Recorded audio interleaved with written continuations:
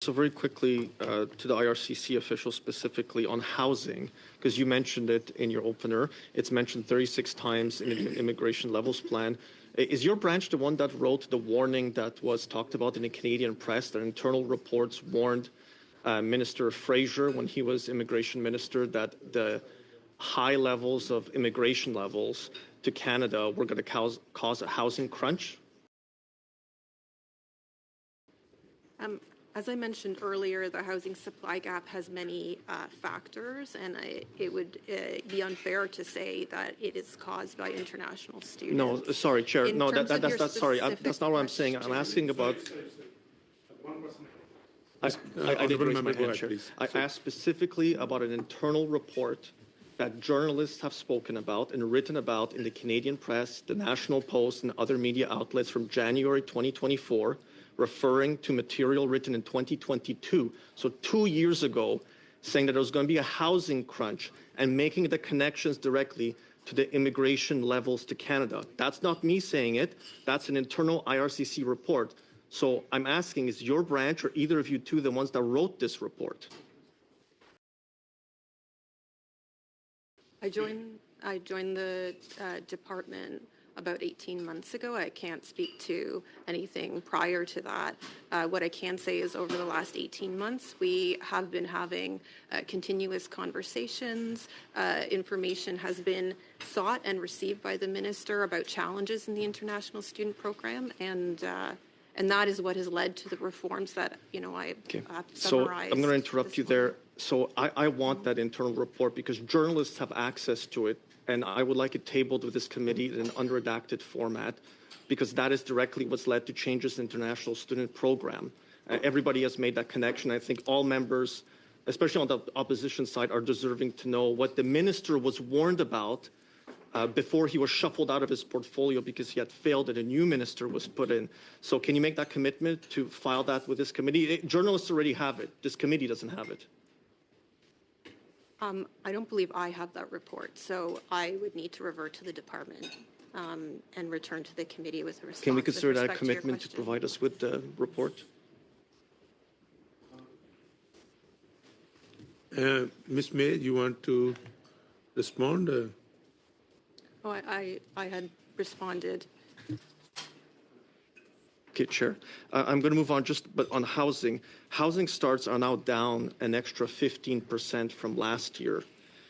When the department was preparing the immigration levels plan, how much did they look at international students specifically as a source of reductions for the total numbers in order to avoid the pressures that the department warned the ministers 2 years ago on?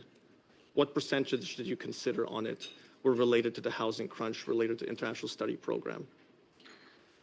So I'm here today in my capacity as the Director General for the International Students Program. The levels plan is led out of another area of the department, so they would be able to provide you more details on what pieces of information. I'm sorry. Okay. I would agree with you, but this levels plan has temporary resident numbers now.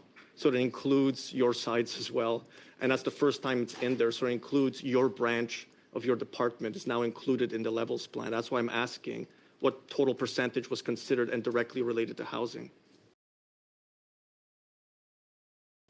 So as you've just mentioned, this levels plan is the first time that temporary resident volumes have been reflected. And international students do make up the largest share of temporary resident volume. In January of this year, a decision was made on international students to set the level at based on a zero net growth model. So what that meant was that the amount of new study permits that would be approved could not exceed the number of permits that were expiring in this year. And as a result of the government's commitment to reduce temporary resident volumes to 5% of the total population, a decision was taken that for 2025, that cap for students would need to be reduced by a further 10%, and for that number to be held constant in 2026. Mr. Chair, I'd like to move the following motion. It was distributed to members on Tuesday. that given that the Minister of Immigration, Refugees and Citizenship has failed to appear before this committee on 8 separate invitations dating back to February 2024, including on the following matters: Supplementary Estimate C, the Mandatory Provident Fund, criminal cartels exploiting visa-free travel, Supplementary Estimates A, and the main estimates for fiscal year 24-25, the 2023 Annual Report to Parliament on Immigration, the Labour Market Impact Assessment Study, the Auditor General's 9th report on processing applications for permanent residence, and the impact of the recent changes to International Students Program study, the study that we're doing here today. The committee reports its disappointment to the House in the Minister's repeated failure to appear and summons the Deputy Minister and Associate Deputy Minister of Immigration, Refugees and Citizenship to testify before the committee for no less than 2 hours on November 18th to account for the Minister's absences and provide testimony on matters relevant to their department's mandates. You all have this motion.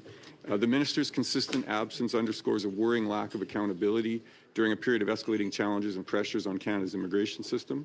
The recent election on Tuesday in the United States could provide further pressure on Canada's immigration system and national security.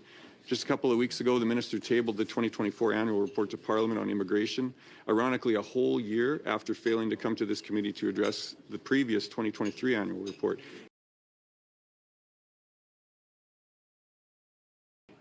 Yes, he does plan to appear on this issue, but it's really concerning because how can we trust this year's report when we weren't able to question him on last year's report? Our concerns as Conservatives over criminal elements potentially exploiting the current immigration system have never left us, and in fact we have seen through the recent arrival of ISIS terrorists have only been heightened. The failure of the Minister to discuss criminal cartels exploiting visa-free travel is troubling, if not suspicious.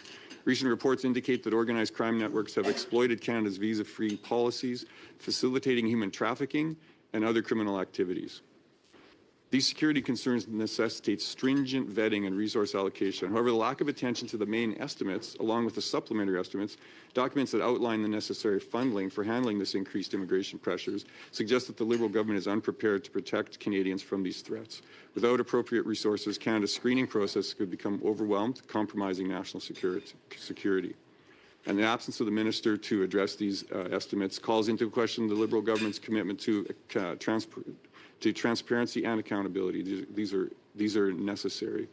And finally, regarding today's study, international students contribute significantly to Canada's economy, but they need housing, infrastructure, and support services to thrive.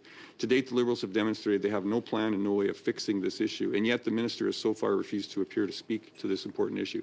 My motion to summon the Deputy Minister and Associate Deputy Minister of IRCC reflects a crucial effort to uphold transparency and accountability in light of the Minister's ongoing absences. Canadians deserve a government that is responsive to emerging challenges and dedicated to safeguarding national security. It's time for Mark Miller to come to this committee to provide answers. It's time to bring it home. Thank you. Thank you.